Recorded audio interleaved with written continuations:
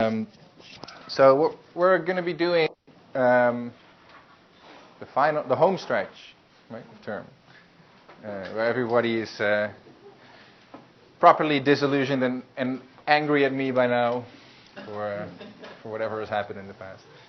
The last little bit, we'll be talking about the ethics of immigration. And so one thing I want to talk about before we get to the readings of today by Ullman and Wellman and Walzer. One is a part of background. The other part is a piece of housekeeping. First, the housekeeping. We're going to have. I can already see, given the normal way in which things have been progressing, that we might fall behind again in the next few classes. So I'm going to make a preemptive change to our syllabus. I'm going to cut one reading and spread what is for today out for today and Tuesday. So you'll see that change on Canvas later today, hopefully. So that's good news, I guess. Less work for you. Well, more work for you if you think about it not in width but depth, but whatever. So that's one. The other thing is the background. So there's a question about the ethics of immigration. There's a couple of things we're going to be looking at.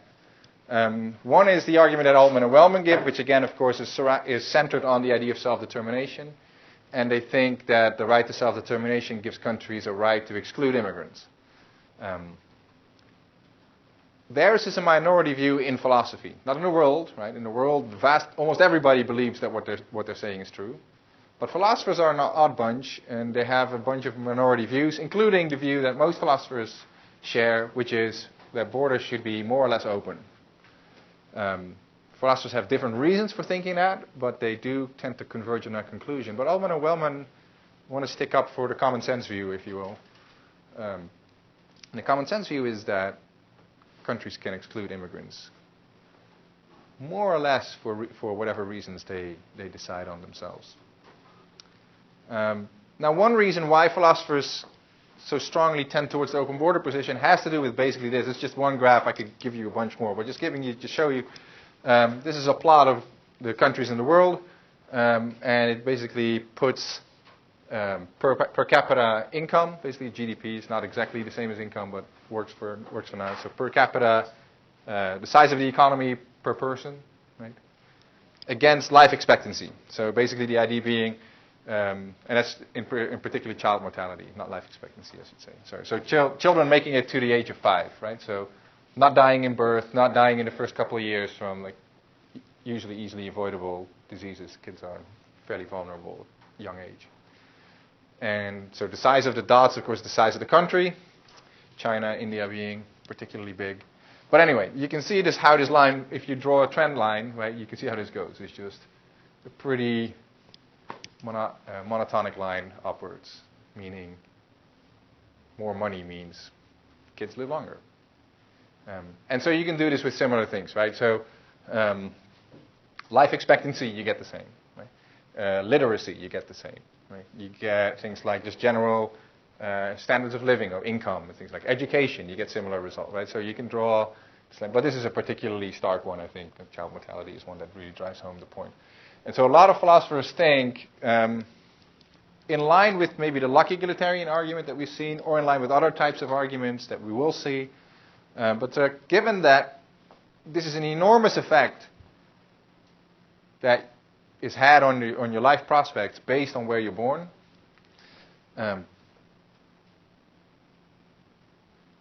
there's a reason, right? There's a reason why people who are born here don't just move over there. Right? It's not because they don't like their kids, right? It's not because they're too lazy or something. It's because the people over there are keeping the people over here down there, right? That's what's happening in our world. Right? We close the borders. People want to move from here to there. They are crossing the Mediterranean on little makeshift boats, and they drown, right? They live in places like Cuba. They try to get to Florida, right? That's their attempt to move up here, right? And so we pick them up out of the water and shove them back, things like that. So the question is, what gives? Is that justifiable or not? Right? And at the very least, the stakes are high. Right? If you feel the pull of that, like many philosophers do, you're going to be looking for a pretty convincing argument. Right? this is just, I'm not saying, this doesn't decide anything, right? This is not a conclusion. This is just to set the stage, right? It's to saying like, well, what are the stakes here? This is a serious issue, and doesn't mean that this is necessarily wrong, all things considered. Doesn't mean that in a different world or something, maybe that immigration restrictions would not be justifiable either.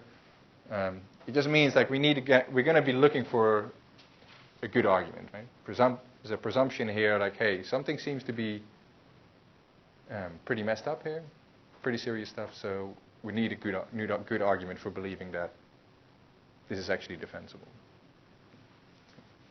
All right. So Altman and Wellman say yes, it is defensible, at least under certain conditions. It's a qualified right.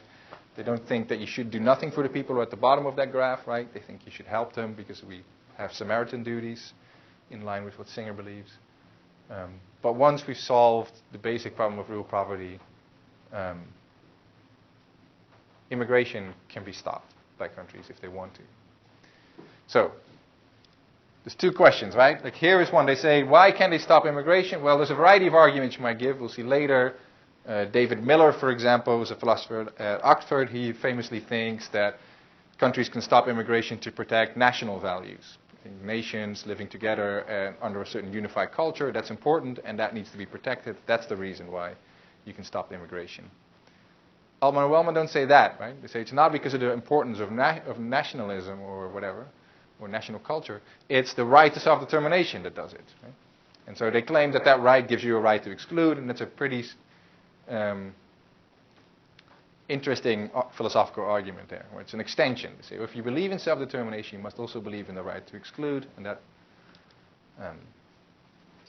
that gives you a right to restrict immigration.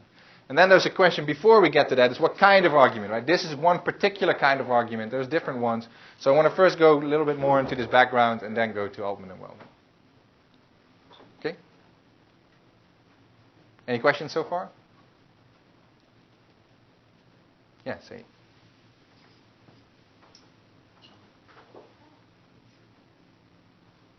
So for immigration, are Altman and Wellman, do they believe that, for the people that live in Nigeria or anywhere that has poor living conditions when it comes to raising their children, do they believe that it's okay for them to try to make it better for themselves by going to a first world country like the U.S.? Yeah, they think it's fine for them to try this if a first world country like the U.S. will have them. And so, right, and so of course we don't, right? Except for very few cases. So there's cases like people like me, right? So I got in on an H-1B visa, which is basically a qualified worker. Yes, so then you have to have an employer who wants to hire you, and then an employer has to prove to the government that there's nobody else who could really do a comparable job to you. It's pretty high standard, right? So, of course, it's not literally true, but close enough, right? They'll take it. So that's the formal standard of H-1B. So a couple of tens of thousands of those are given out every year, but it's not a huge amount. And then there's refugees, of course, like some people who are from the Syria crisis, but it's not a lot either, right? But then there's further people, like this imaginary person from Nigeria, as well, like lots of real persons from Nigeria, right? Who just want to come, but who want to come just to better their lives. Yeah. Not because they're actually being threatened with torture or arbitrary imprisonment, but just they want a job and they can't find one, right? They say, well, here's jobs, so let me get there. Yeah, most of them live under $1 a day. Right. Now, of course, we have to keep in mind, Altman and Wellman will always say that itself is an injustice, that they have to live on $1 a day or something. And we should fix that. Now, one way you might fix that, it's a very realistic way actually of fixing them, is letting them migrate to rich countries, right, where they might work for a much higher wage. But they say, no, there's other ways we can fix that too. We can send more aid or donate more money and so on. So we still should be doing that, but we can stop the immigration route. So if you want to sideline that complication, think about Mexico, right? So Mexico, not as rich and wealthy as the United States, not as many opportunities for people to better themselves and their family and their loved ones and so on. Right? but not a dollar a day country by any stretch, right?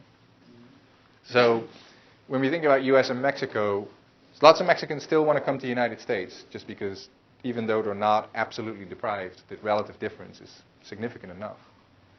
But the United States doesn't want to let them in, and so is that justified or not, right?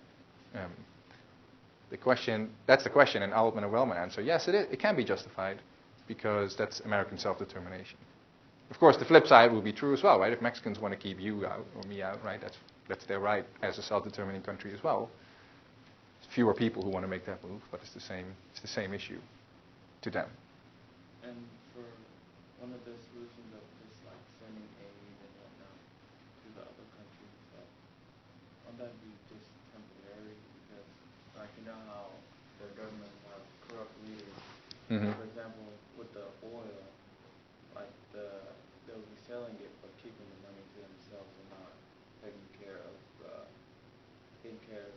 citizens. And then when the citizens or anybody else in the government tries to come against them, try to come against the main powers of the government, saying this is what you're doing with the money, they end up doing fraudulent business and then trying to get them arrested, saying you're committing treason or whatever, just to seem as if they're doing the right thing when they're just making a cover-up. So like, Right. well, that temporary sending out, that aid won't help in the corruption.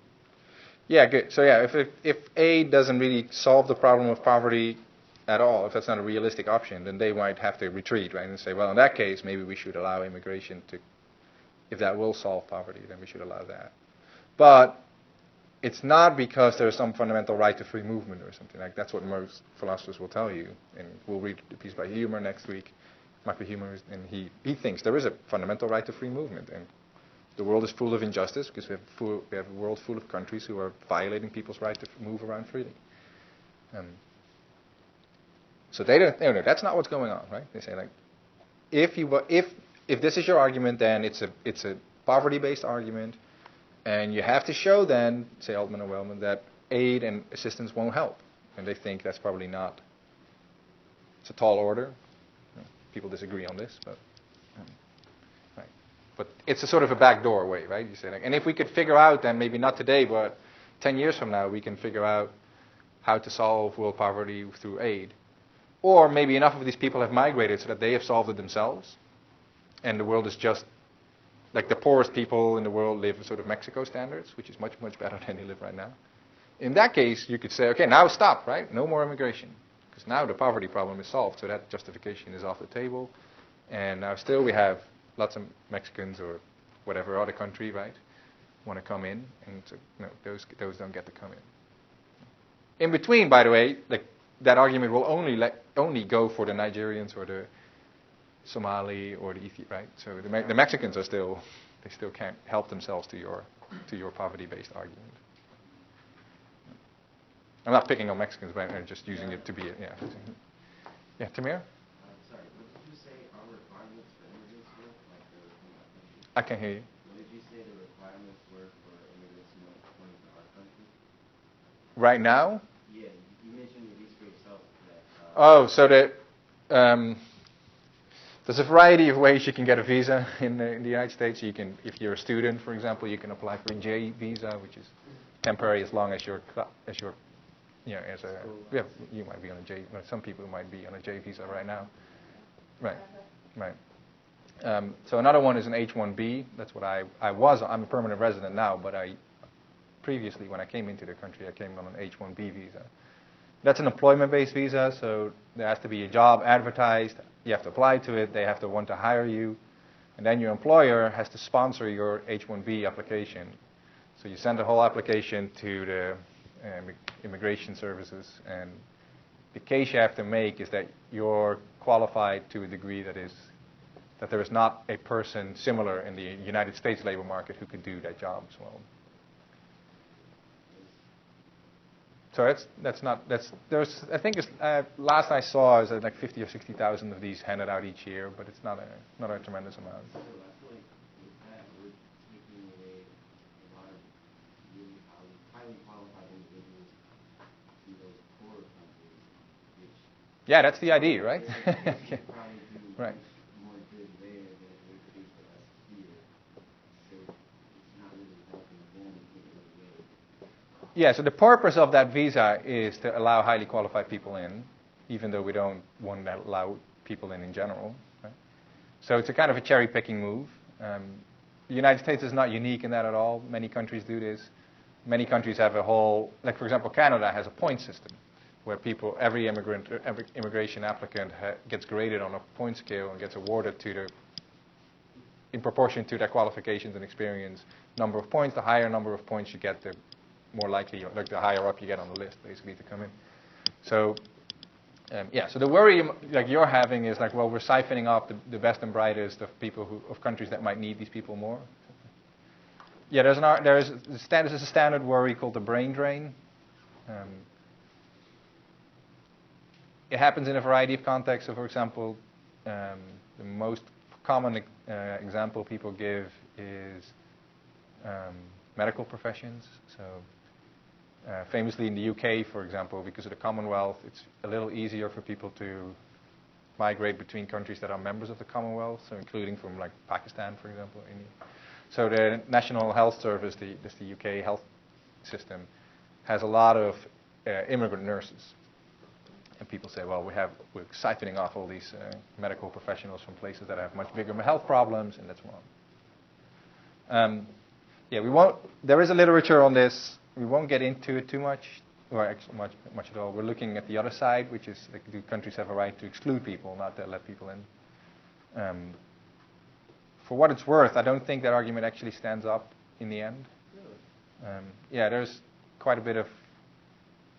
I think morally, there are some suspect assumptions that are going on in the background there. But either way, even if you don't want to go that way, empirically, there's been some studies about whether this actually harms these countries, and it just doesn't seem to be true. One reason is that the option for people to leave if they become more highly qualified creates an incentive in these countries for people to train and go to school.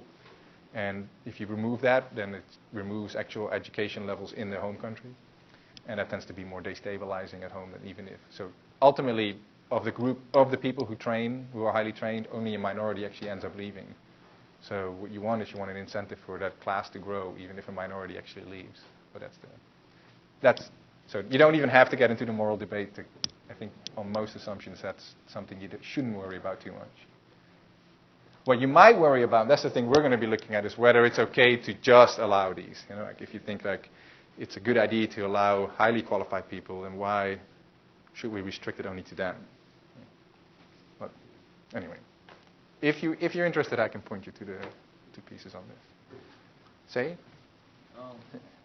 Going back to when you were saying how, like, allowing highly qualified individuals to come into the country, that could be taken away from the country that they're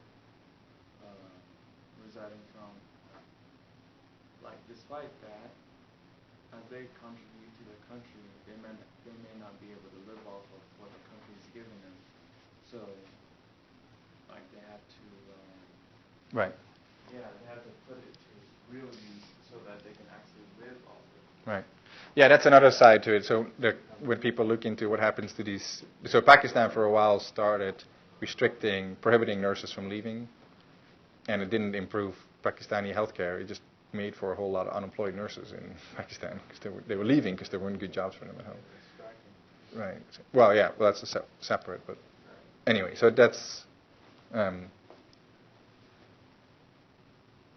Anyway, these are parts of complicated issues. Anyway, let's go on. So first thing first, right? So what's the question? What's the question we're looking at is, are countries justified in keeping out immigrants?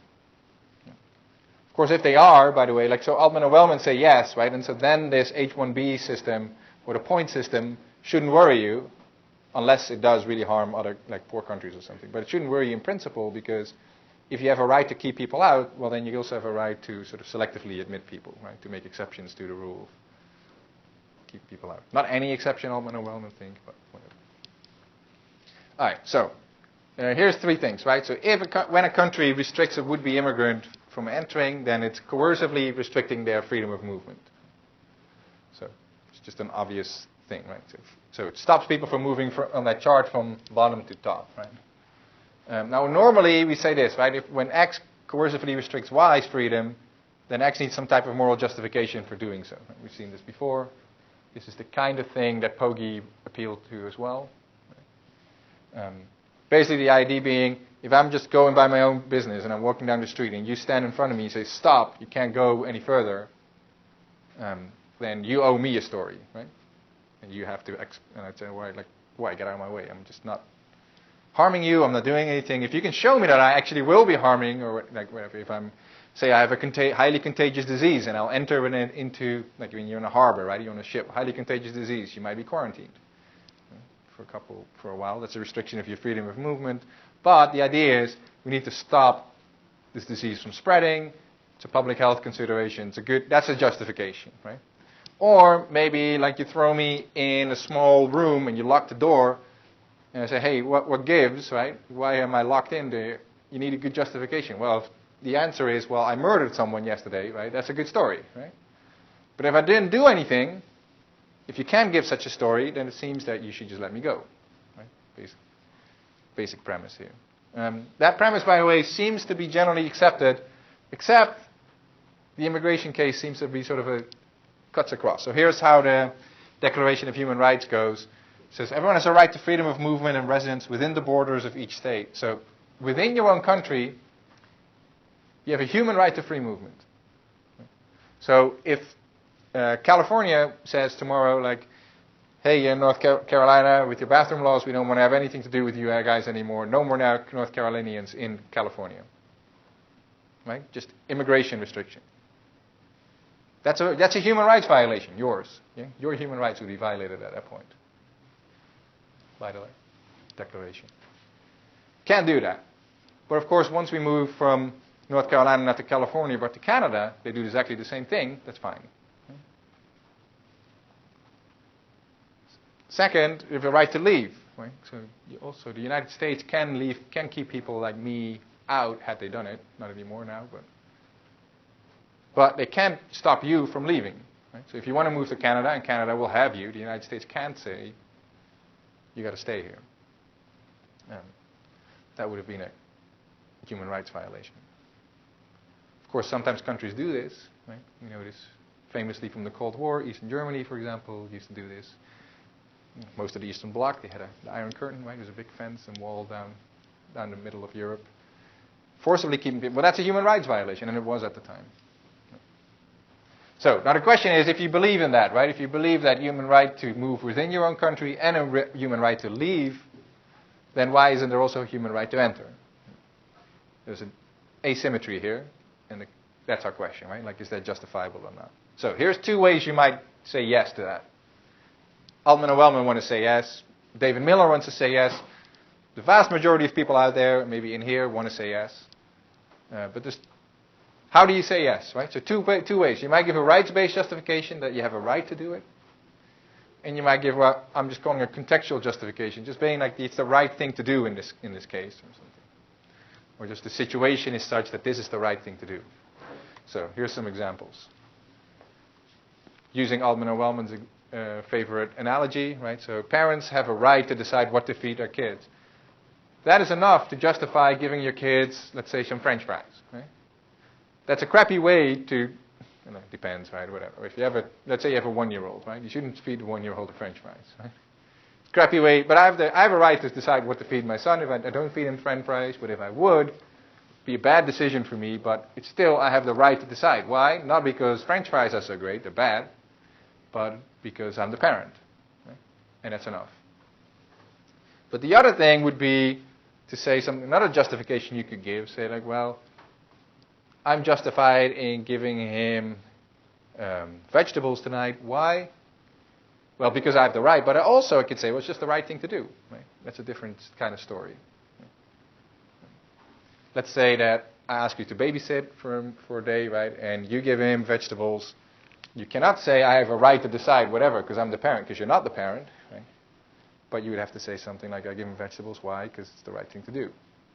Maybe French fries is the right thing to do with it, whatever, right? It's not, doesn't really matter. But it's just a different story you're telling. And so, by analogy, right, you might say, well, you have a right to close the borders. You're justified in keeping immigrants out because that's your right as a self-determining nation. That's Altman and Wellman's argument. Or you might think it's just the right thing to do in this case, right? So you'll see, so Miller's argument about national value is a version of this B-type argument. Right?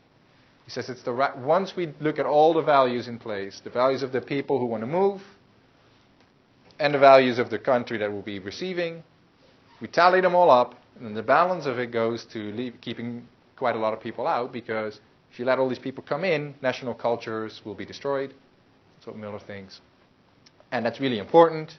So the right thing to do in that case situation is just to keep people out. But it's not because you have this standing right. You can't just exercise it for any reason, right? You can't just exercise it for racist reasons, or selfish reasons, or short-sighted reasons, or economic reasons, or whatever, right?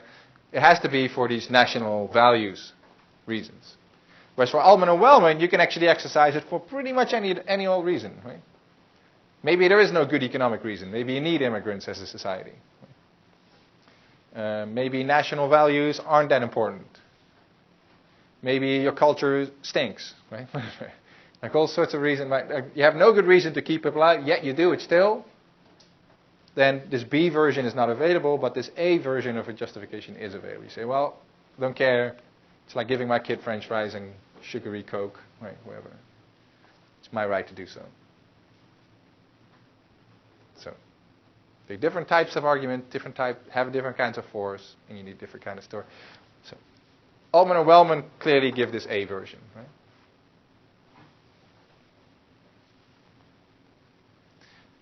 One way to have a different force is that if the A justification is possible, it's going to be something that's much more powerful in a way, right? You can keep this going pretty much forever, for a lot more reasons, survive a lot more challenges to it.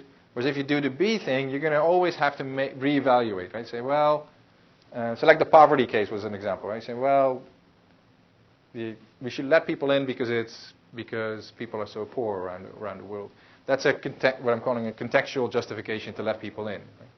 It only applies to those people who actually are that poor, right? So not generally, whereas this would apply generally. So if you think people say people have a right to free movement, right? That's giving an A type of justification for free movement. You can move for whatever reason, for love, for economic gain, because you pissed people off in your neighborhood, whatever, right? Like just because you feel like it, you're bored, or whatever, like any type of reason will go. But if you say, no, they don't have a standing right to justify to free movement, it's just to fight poverty, well, then we have to say, well, are you really that poor? Well, I wasn't, so then it doesn't apply to me, right? Might apply to our Nigerian friend, but no. All right. Anthony. If population, like if we started letting people in, then wouldn't population affect like GDP per capita? Like to where like if we have more population than we're producing, then there's going to be like an imbalance. So then like the amount of GDP per capita is going to start dropping. So if we just let everyone in, then we're also going to be hurting the per capita of our own citizens because there's too many people moving in. Well, if they became productive members of society too, then it would, by the same ratio, they would be increasing our GDP with the same amount they were increasing our population. Is that why we have? Assuming they were productive members of society, which they frequently are. But yeah, I'm not sure. So I'd say I'd warn to focus too much on a statistic like GDP per capita, in part because statistics are funny things. So, for instance, it's possible for GDP per capita in a society to go down, while at the same time, literally everybody in that society makes more money. So how is that possible? Well, if you let more people in on the bottom, and all those people make more money than before, and we make more money than before, the per capita average might still go down because you lumped a bunch of people on the bottom side. Right? So the average will go down. You think, oh, the society is getting poorer, but literally everyone is better off. Right? They're better off for moving here, because they went from poor, really, really poor to less poor. And we're better off from profiting from dealing with them or something, whatever, right? So everybody makes more money, but the per capita GDP has gone down. So that, like, statistics are weird like that. You can have, and the opposite is true as well. You can have the same with age profiles, height, and stuff like. When you get averages, the average can be quite treacherous. So, I mean, the question is like, so per capita GDP shouldn't really matter that much. It's interesting only if the population stays relatively the same, and people don't move around in the population too much. More interesting would be like, what if it makes us worse off, right? So you might say, well, do we actually just become poorer, become letting people come in? Empirically, that's like not very likely to be true. When economists have calculated what it would happen to global GDP if you open up borders, and estimates vary, but it goes something like. Fairly modest estimations are like it might triple. So the whole world will become about 3 times as rich as it is today. The idea being you make it much more easy for labor to meet its demand. So there's lots of people who are not using their skills in ways that are optimally useful because they're not free to move to where those skills are most desired. That includes Mexican gardeners. Right? There's a lot more demand here. I mean, in the sense, not more demand, but this. Why do Mexican people move from Mexico to the United States to be illegal laborers doing people's yard? It's because it pays more, right? Like, we're willing to pay them more to do that than people in Mexico can or are willing to. So what does that tell you? Well, it tells you that their labor is more valued here than it is there. For whatever reason, that's just what it means, right? So the fact when you keep them out, they might right or wrong, right? What you are doing is you're preventing those people's labor from being applied at the places where it's more valuable. So the idea is if you free that up, labor can start moving to where it is most valued in general, and that will be better for everybody. Remember, some people think that's too optimistic, but whatever. Yeah, I think that's the idea. I just talking about the diminishing effect of money. I think like the same thing happens with immigration. Like whenever you move someone in from the bottom, then like we're not going to move that much down, but they're going to move way up. Right. Good. So So what the economists think is that actually you won't move down at all. You'll move up because you'll be better off because you get a cheaper gardener, which means you have some money left at the end of the day in your pocket, right? And of course, it's not just a gardener. It's a gardener. It's this, that, and the other thing. Right? But even if that's a mistake, right? Even if you go down, it might still be true, like you say, that the gains that these people experience are more important than the losses that we would experience. On the assumption that we would experience any loss at all, which is not. Well, yeah. So if you buy Singer's argument, you should be really pro-immigration. Strangely enough, Singer doesn't write much about immigration, but that's a natural extension, to be sure. All right. Is this clear or not? These two types of arguments. So we're going to now look at this A-type argument, right? So it's a rights-based argument, and that means you can apply it in a variety of contexts. You don't have to make your case over and over again, if it succeeds. So, you know, the common belief that immigrants steal people's jobs here, how is that applied to, what do all men? They steal jobs? Is that what you said? All right. Or would all men want to say it like that? Or you know what I'm trying to ask, but it's a common. Yeah. So just. Yeah, you might use that twice. So lots of people think immigrants take other people's jobs. In some sense, that's true, right? For any Mexican gardener that gets hired, it might be that there isn't, not everyone, because they're cheaper, so there's going to be more Mexican gardeners that you can hire for the same amount of money than you can hire American gardeners. But at least some of these will displace Americans now who are gardening and will therefore lose their jobs because the Mexican will do it for cheaper or for the same amount of money but better, or what, right? So yeah, so there's definitely what they called displacement effects. Right? So you get free movement of labor. That means lots of people who have jobs today won't have jobs then. Me maybe, right? Maybe there's this Nigerian philosopher who's awesome, come to UNCG, says, I'll do it for cheaper and I'll do it better. And I'm tenured now, so they couldn't do it, but a couple of years ago, they might have done it, right? Or maybe I decide to move to another place or something, and I give up tenure or something. Well, then they come. So, yeah, it might cost me my job, the free movement.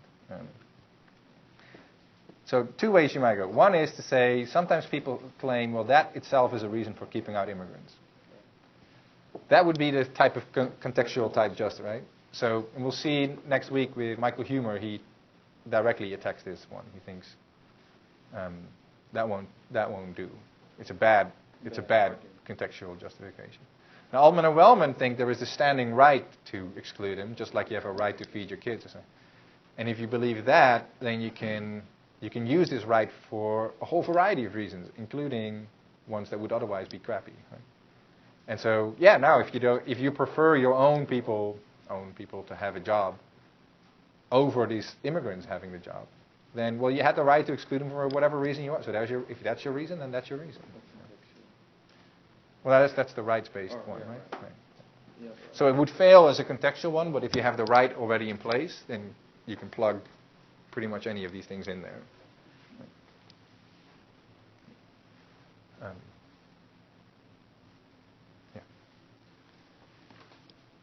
And to get back to the GDP thing, right? So it's possible that everybody in the end is better off, and at the same time, some people are losing their jobs, right? That's also, these two things go together as well. Averages can go up while some people are losing. And it's even true that those people will lose and in the end be better off, but there's still that period of disruption that hurts. There's no way around that. All right. So 2 steps to the argument of Altman and Wellman. So if you remember, the argument is we're assuming for now that countries like the US that have a decent human rights record have a right to self-determination. Maybe you don't buy that, but we've passed that station well by now. So if you believe that the United States has a right to self-determination, then you should also believe they have a right to exclude immigrants. And how does that go? It's a 2-step extension, right? First is an extension of self-determination into freedom of association. You say, if you buy the right to self-determination, you're thereby accepting that there is a right to free association for the community. Right? And then they go, so if you buy that, if you buy freedom of association, then there's the 3rd step, then you have to buy that there's a right to exclude. So you think about it as logical implications, right? Like, if you have self-determination, then you also have a freedom to associate. And if you have freedom to associate, then you also have a right to exclude. And so if you start answering yes, then you have to go yes all the way, right? So you have this yes, then you also have that, then you have that, then you have that. So if you're pro-immigration, then you can't believe in self-determination, is that what you're saying? So if Altman and Wellman are correct, then you have to choose, right? You have to choose whether people have a right, like whether, hold on. You have to choose between 2 things. One is, it's wrong for countries, morally wrong for countries to exclude immigrants. That's one thing you might believe. And the other is, countries have a right to self-determination. Those 2 cannot go together, they think. Now, here's the way you might get out of this, right? This is the way, at least Wellman, believes this. He thinks countries have a right to self-determination, and that means they have a right to exclude immigrants. But to have the right to do something doesn't mean that you should do it, right? So I have the right to feed my kid crappy food, but I shouldn't. Okay. I should feed him healthy food. So I don't exercise my right to feed him crappy food because I try to fight freaking every day, but to get him to eat healthy food, right? So I don't exercise that right, but I have it if I want to, right? And so we might say, and Wellman believes this, like the United States has a right to exclude immigrants, but we shouldn't do it. Like we should let them in. But, we have a vote about it, and Wellman is the minority. Most people want to exclude these immigrants. You say, well, okay, then the community decides that we keep them out. And so, but if you think, the opposition is not between immigration necessarily, because a country could decide to let them in. That's fine. That's an exercise of their right to self-determination. But if they decide to not let them in, that's fine too. So if you believe that open borders is really morally required, then you cannot believe in either, then you cannot believe in self-determination, say Altman and Wellman. Right? So there's two ways here we can go. One is you have to change your mind on one of these two views, right? Or you have to find some mistake in the argument, right? So the argument goes self-determination, freedom of association, right to exclude. If you can break that chain somewhere, right? If you can say there's actually a mistake somewhere, then you might say, no, I believe that the United States has a right to self-determination, and they don't get to exclude people because this chain is faulty. See what I'm saying? Yeah. Right? So there are your options, right? There's self-determination, and it means right to exclude. That's one option. Second option, actually people have a right to freedom of movement around the world, and that means no right to self-determination, because Altman and Wellman's argument is sound. Third option, Altman and Wellman are mistaken.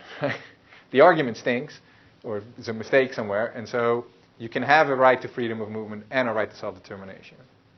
But if you believe that, then you're going to have to somewhere crowbar like a gap in this. Like somewhere this thing has to break down.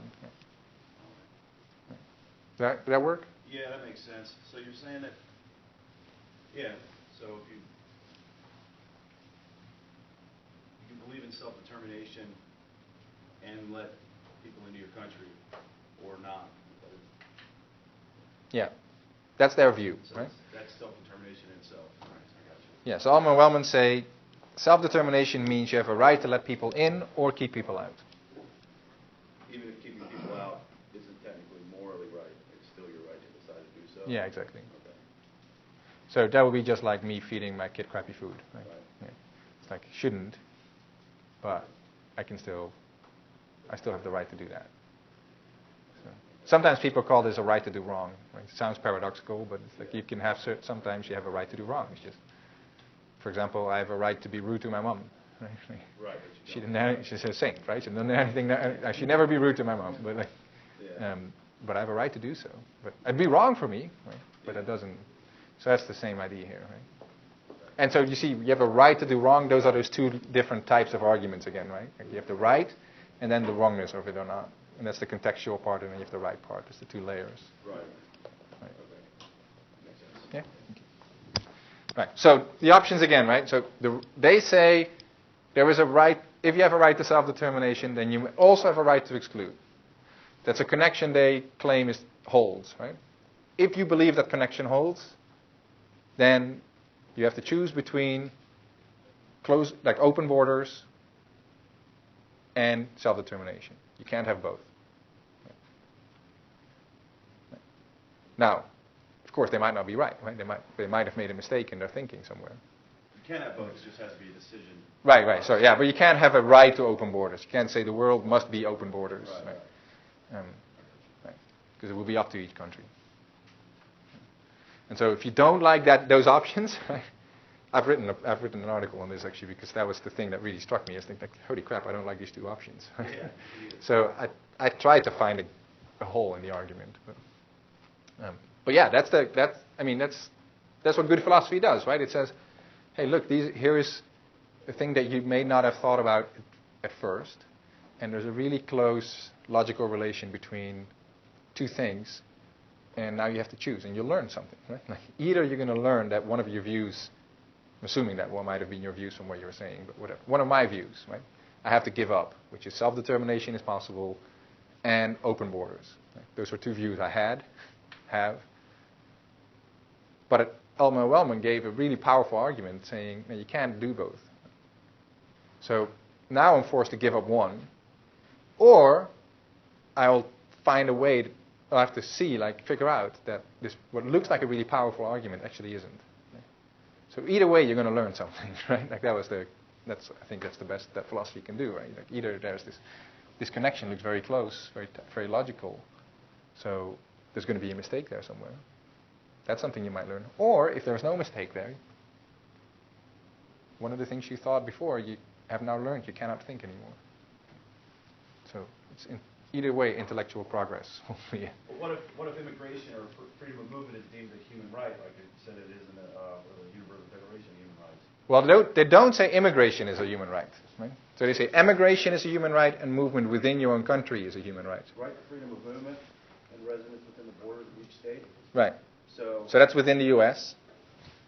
I think not like a country. That would be a country, right? For freedom of movement within, to any country in the world. No, not within each country. So if within. you're in a certain country, then you have... Not between different countries. No. Oh, okay. No, and that's really, like, no... First of all, this is a legal document that countries sign up to, and no country would accept that, right? So that we can never keep anyone out, right? That's the historical explanation for why the right to immigrate is not in there. But the right to emigrate is in there, and the right to free movement within your country is in there. So we cannot have individual states in the United States having immigration restrictions with respect to other United States citizens. That would be a human rights violation. And you cannot have countries prohibiting citizens from leaving. But you can have countries prohibiting people from entering who aren't citizens. So if you go on a holiday, right, as a U.S. citizen, and you come back, you have a human right to be allowed in because you're a citizen. Right. But if you want to go into Norway or whatever, they can keep you out for pretty much whatever reason they want. Okay. Yeah, that makes sense. Right. But if they allow you in and you become a Norwegian resident, then they cannot stop you from moving from Oslo to Bergen or something, right? So that would be a human rights violation. So you can only, okay, I got you. I thought it meant. No. That's a key difference. Yeah. Anthony. So if you like lost your self-determination, like you're in an illegitimate state, does that mean that your border's open? Well, it means you don't have that rights-based justification, right? So it might still be that in this particular case there are reasons. So if you believe that national values are still important, you might still help yourself to that. But basically, if you don't buy that, then yes. So let's say this, right? Like let's say you want to move to Nigeria. We'll just keep picking on Nigeria. So here I am, Anthony. Hi, Nigeria. I'm coming, right? And they say no, stop. Right? You arrive at the border. There's a man with a gun. He stops you. And you say, what are you doing? Let me in. I have a right to free movement. They say, no, we have a right to self-determination. You say, wrong, right? I've read my Wellman and Wellman. Not true. So, okay, they say, well,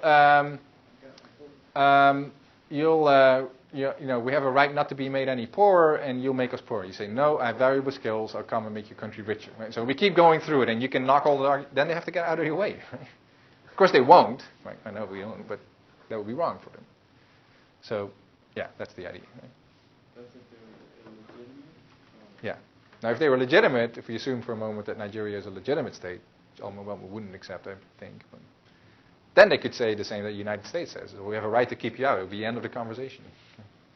You don't have to go through all these other steps. You just turn around, get on the next plane that they shove you in, and then done. Right. So even if they're illegitimate, they have a right to... No, if they're illegitimate, they don't have a right to keep you out. Okay. Right. If they have the all right. All right. Good.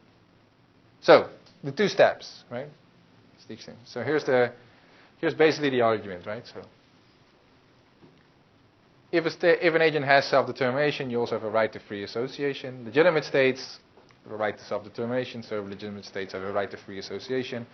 Here further, that's the easy part, right? So if you have a right to free association, you also have a right to reject people who want to associate with it. So it's like the right to associate works in two ways at that point. So it's a right to associate, but also a right to not associate or disassociate. So basically the idea is that immigrants want to associate with legitimate states. Therefore, if a legitimate state wants to reject the immigrant, it has a right to do so. And there you have it, right? So that's the conclusion. So I'm going too fast. I'll get back to this. This is a simple argument, right? I kind of rushed through it. It was so simple. Right to self-determination means a right to freedom of association. Think about analogy with you as an individual, right? So they go through several analogies in the chapter. One analogy is with marriage.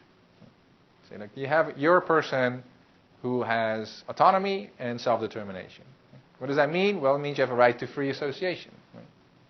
So, okay, well, what do we mean when we say that? Well, it means you get to join a club or something, right? Like, okay, fun. But it also means that you cannot be forced into any associations. Right? So forced marriage is a violation of your free association, of your self-determination, because as a person who has self-determination, then it's supposed to be up to you who you marry. Right? If I really, really, really love you, I say, you have to marry me because it hurts me so much. Right? You can still say no. I'll have to just take it. Right? Why? Because you have a right. So it really hurts. Okay, tough luck. Right? Move on. So you're rejecting me, right, into an association with you, the association of marriage. Right? And so they think, well, that's perfectly plausible. Right? Seems right. So with individuals, we think this. Right? Then they go on, right? So they have these three layers of analogies, right? So that's true for individual, me with you, an individual with an individual, right? Well, then they think, well, is it just true for people? No, it's true for organizations too, right? So they have examples of, I think, the Boy Scouts and Augusta Golf Club. I don't know if Augusta still does it, but traditionally they didn't allow women to be members of the golf club. I know Condoleezza Rice is a member now, I believe, but I don't know if it's changed since. But anyway, let's assume for now that they just don't accept women. Right? Augusta National, one of the nicest golf clubs in the country, right? So we have all these women who are awesome golf players, would be great members. They would love to play there, but they just say, no, we don't accept any women. Right? Crappy reason, right? It just was really crappy for you to reject my advances, but so too here it's crappy reasons. But it doesn't matter because we think, well, Augusta is a private association. It's a group of people. It's an association that, as an association that has its own self-determination, also have a right to free association, and therefore a right to restrict people, reject them. I want to be a member of Augusta. Please let me go. No. Right? Or maybe you think here, just Greensboro Country Club, right? Like beautiful golf courses in the middle of town. I want to be a member, and they can say no. Not just because they can't afford the fees, but also because they just don't want to. Don't want to slum it with people like me. They want to have the nice people join. So, but if you think that, if it's okay for Greensboro Country Club to say no to me, or say like, hey, let me join, no. Right? Sucks for me, but doesn't seem to be particularly unjust or anything. Right? Well, then you think it's like, okay, we have this type of argument applying for agents like individuals in cases of marriage, but also for agents that are communities, like little groups, associations, country club memberships. Right? Whether it's Augusta, Greensboro, and so on. Right? The college Republicans, right? They might reject you because you're a Democrat. Right? That's fine. It's the whole idea. Right? And vice versa. All right, so we have it now for individuals, right? We have it for associations or groups. Does it apply to countries or states? And they say, yeah, here it applies too, because think about annexation again, right? So the United States tells Canada, we'd love to associate with you, right? We love to associate so much that we're willing to send our military in, right? To force you to associate with us. You might call it occupation or colonization. We'll call it association. Canada says no, right? We don't want that. Or, historically more accurate, right? You might think France wants to associate with the Congo, right? As a colony. Says we want you to be part of our society, our country, all part of one big French republic. Congo says, no, we don't want that. We want to be left alone. Independence, please. Right? You think, yeah, right. Well, Congo has a right to self-determination, also has a right to freedom of association, freedom of association, exclude, right? And they're excluding the French, right? They're saying, like, we don't want to have anything to do with you guys. Leave us alone. So, say, look, seems perfectly seems true, all of this. 1 seems true, 2 seems true, 4 seems true, 5 seems true. The argument runs through, right? And if all these things are true, then 6 has to be true. Right? You can't deny 6 unless you deny 1, 2, 4, or 5. So if you want to, like if you want to get, your decision between self-determination and open borders. If you want to hold on to open borders, right, and you want to hold on to the idea that there are self-determining countries, right, then you're going to have to deny one of these claims. One of these has to be false, logically. It can't be otherwise.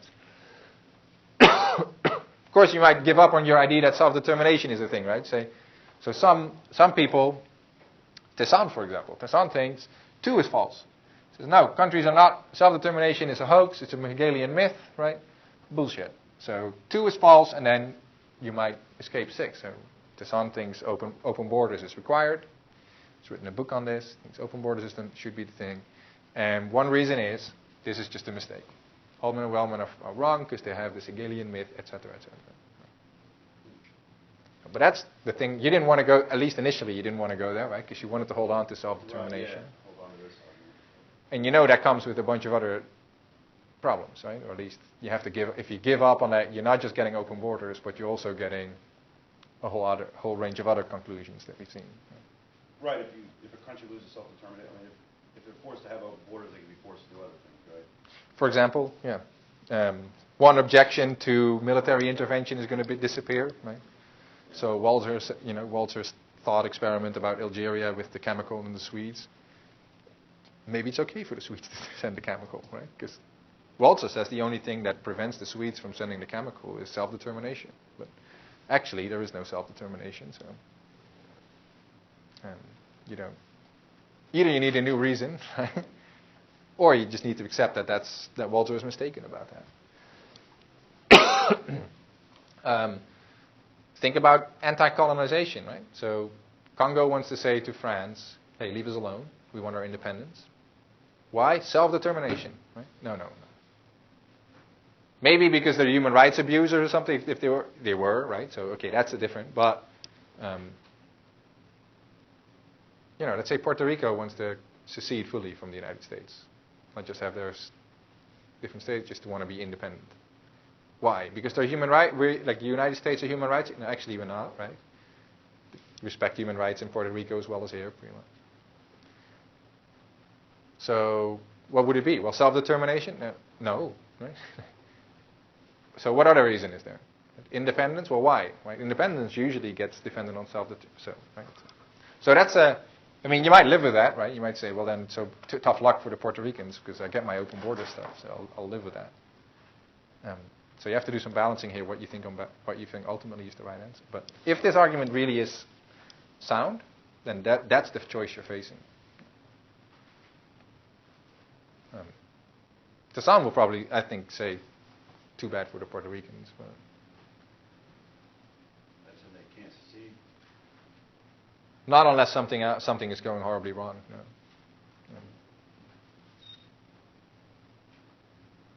I assume, but I don't know. I'm putting words in his mouth now. But I can't see what other reason he would give. Do you personally think one of those currencies is false? I do, yeah. Which one? I personally think 5 is false. I think that's a misdescription what's going on. I think you have to put it in these terms, and I think they don't want to associate, they want to join. And I think that's a meaningful difference. So I think this is ambiguous, the word associate. It's ambiguous between the type of association required in the right to free association and the type of association that's actually going on. But so I think that the ambiguity is between 2 kinds of self-determination. But I'm going to try and explain why I believe that. Sydney?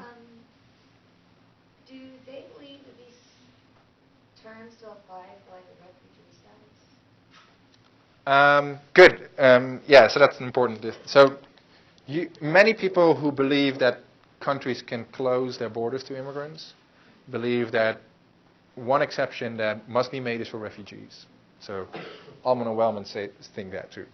So the idea would be, think again, so flip it around, right? Think about restrictions to freedom of movement. So the case of quarantine I mentioned a little while ago. So I have a right to freely move, including like freely enter my home country, right? But if I arrive on a ship or something, right, that has, the people on the ship have this communicable disease, they can quarantine me. Right? They do it with pets, for example. They can do it, historically they did it with people as well, they can still. And that will be okay.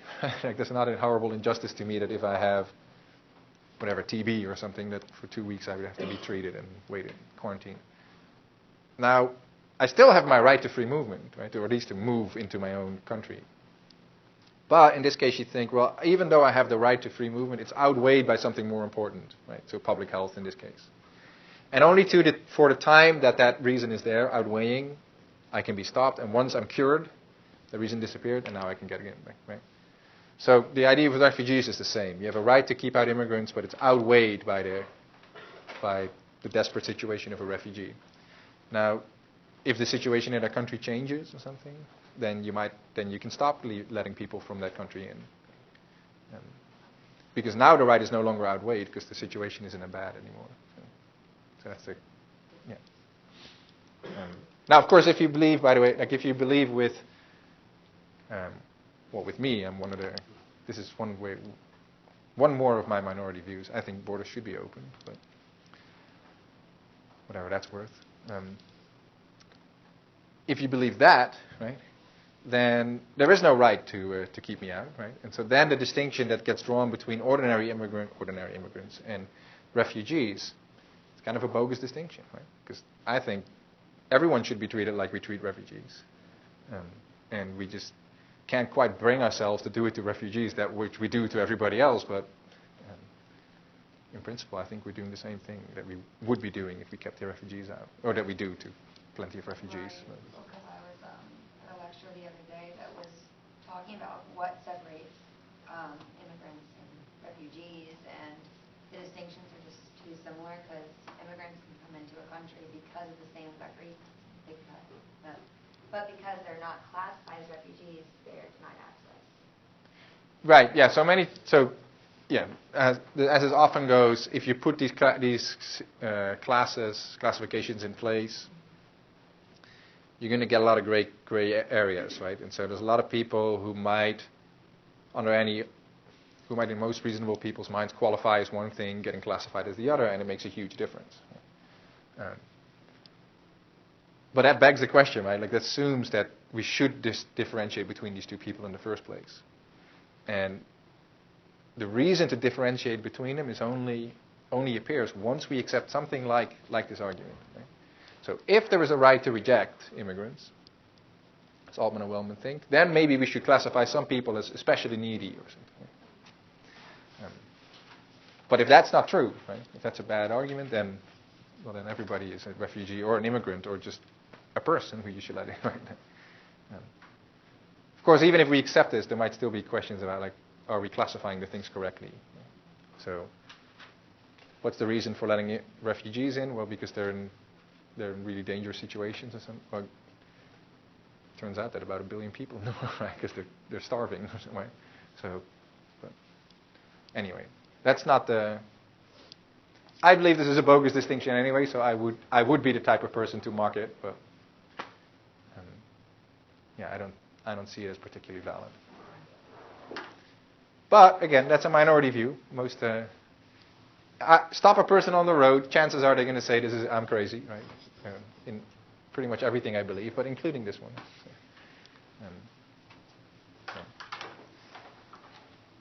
All right, so we've talked about this, right? So a couple things to ask. We have to ask whether this relation holds and whether this relation holds. And then we have to ask further, is it true what is stated in 5 here, right, that that's the thing that countries have a right, self-determining countries have a right not to be done to them, that's the thing that immigrants are doing to them. So if we accept all the way through that countries have a right to freedom of associate and therefore to reject unwanted associations, there's one further step, which is that's exactly the thing that an immigrant wants to do, right? He wants to be in an unwanted association with the country. That's the point that I said earlier. I think that's the misdescription of the case. You had said that associate was the wrong word, but join would be a better word. Yeah. What would associate mean then? So I think, for example, international treaties are a case where association goes on. So NATO is an example. United Nations is an example. NAFTA is an example. So you think that word makes no sense in applied to immigrants then? That's just... No, unless, well, I mean, it's possible, right? Perhaps, I mean, we don't do it in our world, but we could have a...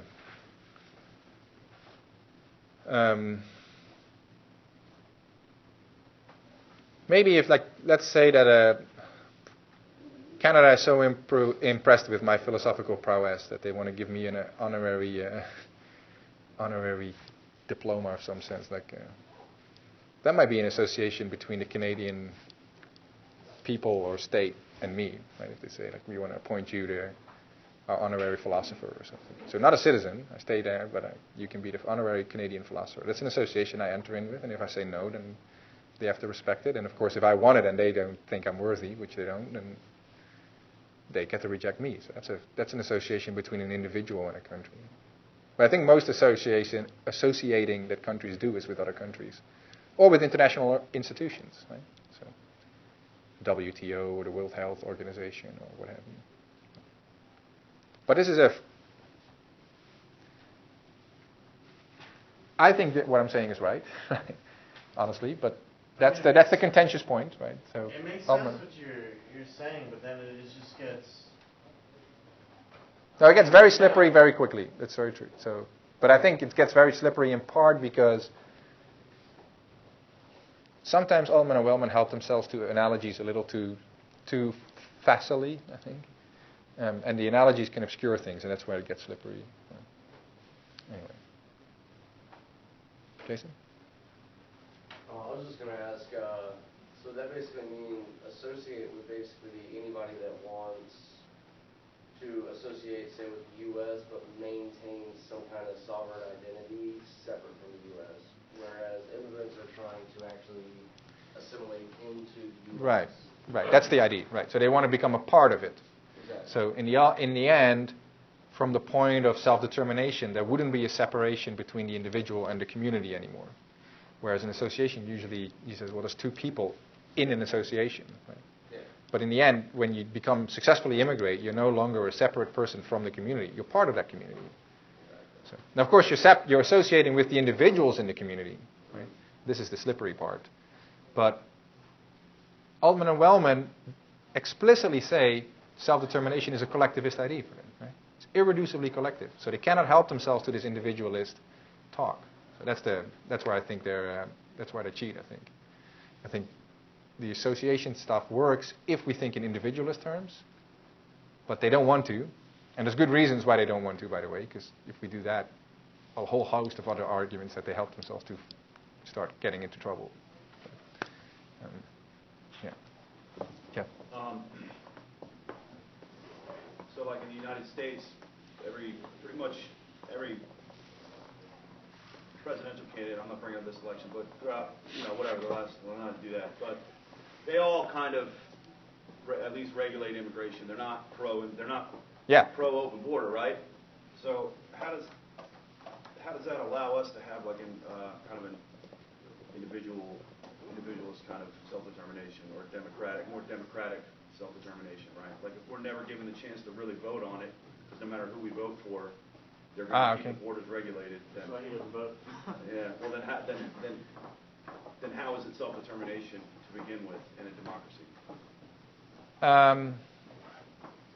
Well, that's a more fundamental question about self-determination, right? Because that's not just true for immigration. It's going to be true for a lot of issues, right? So, legalize all drugs, right? In your lifetime, I'll predict you'll never get to vote on that.